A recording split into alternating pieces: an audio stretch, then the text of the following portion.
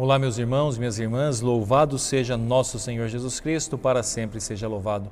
Hoje, sexta-feira da 19ª semana do Tempo Comum, e juntos vamos meditar o Evangelho que está em Mateus, capítulo 19, versículos do 3 ao 12.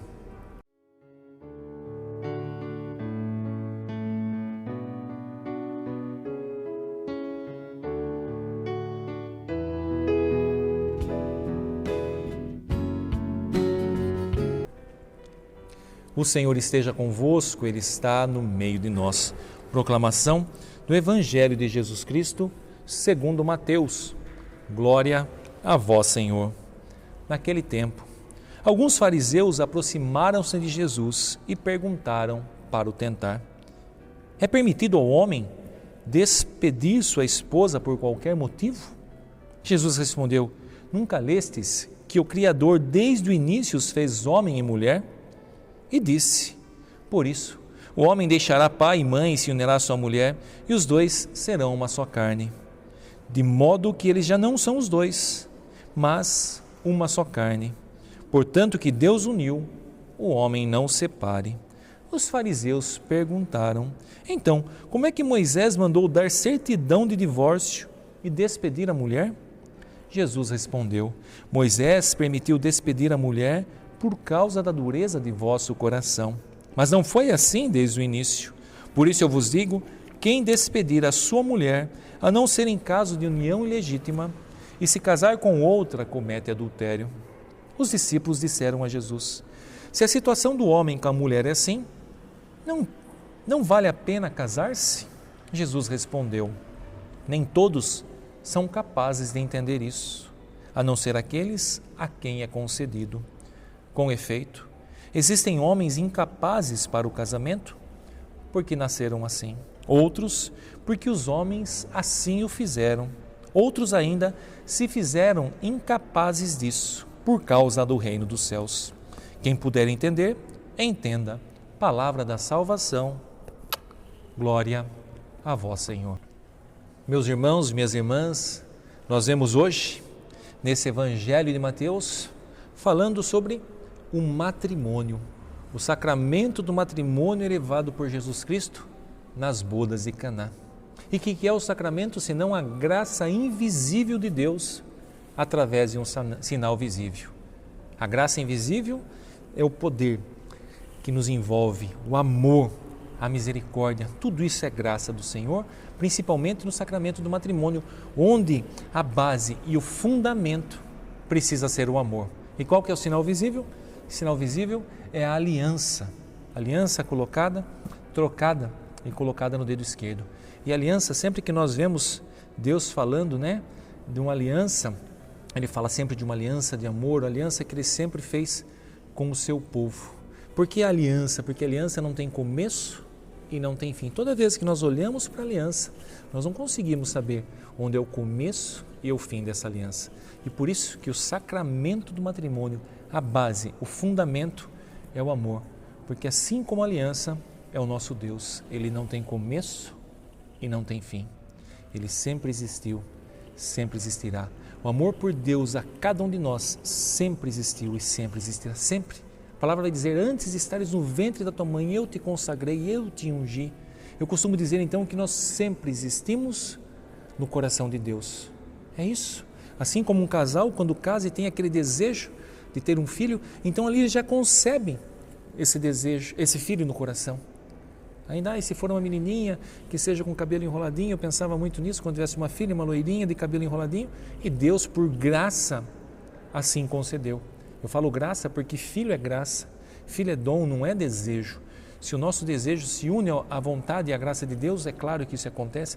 Então veja, eu já tinha concebido essa criança, minha filha, no meu coração, antes mesmo de tê-la nascido, e assim também nós existimos, fomos concebidos desde sempre no coração de Deus.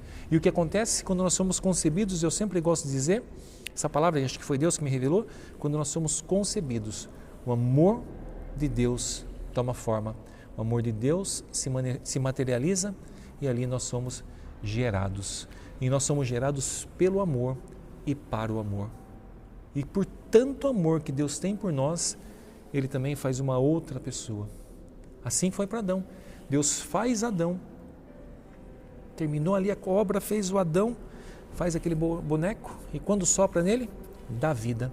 E Adão ali começa a contemplar tudo, né? Mas parecia que estava incompleta a obra, estava incompleta. E Deus olha ali para Adão e fala, não é bom que o homem fique só, vou dar a ele uma ajuda adequada. Então dá um sono em Adão, tira a costela e da costela ele faz a Eva. E quando Adão volta do sono é como se ele assinasse a obra da criação. Agora sim, agora está pronta a obra. Esse é osso dos meus ossos e carne da minha carne. E esse é o amor de Deus. Eu sempre costumo dizer isso, principalmente nas celebrações do matrimônio, que o amor de Deus é tão grande que ele nos faz uma pessoa. Para aqueles, né, a gente vai ver um pouquinho aqui na frente, no final da palavra, para aqueles que têm essa vocação do matrimônio, ele faz, né? Toda panela tem uma tampa, esse que nós ouvimos, ele faz a outra cara metade. Eu costumo dizer para quê? Para que ainda nesse mundo, ainda nessa realidade humana, nós possamos já experimentar um pouquinho do amor de Deus, porque todos nós trazemos no mínimo uma centelha de Deus em nós, no sopro da vida, assim como para Adão existir foi dado o sopro do Espírito, o Espírito da vida, assim também foi dado a cada um de nós, o sopro. Nós temos a Shequimá, o hálito de Deus, do Espírito da vida, do Espírito Santo, nós trazemos dentro de nós.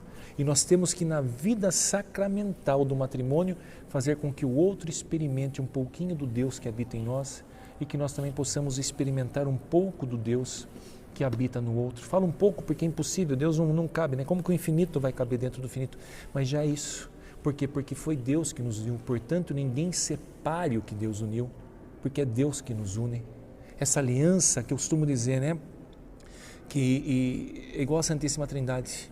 Deus Pai é o amante, Jesus Cristo, o Filho amado, e o Espírito Santo é esse laço. Eu costumo dizer, não, quem disse isso foi Santo Agostinho, mas eu repito isso, né? E a mesma coisa com nós. Deus Pai é o amante, nós, os filhos amados, e o Espírito Santo é esse laço, essa aliança de amor que envolve os casais, envolve as famílias.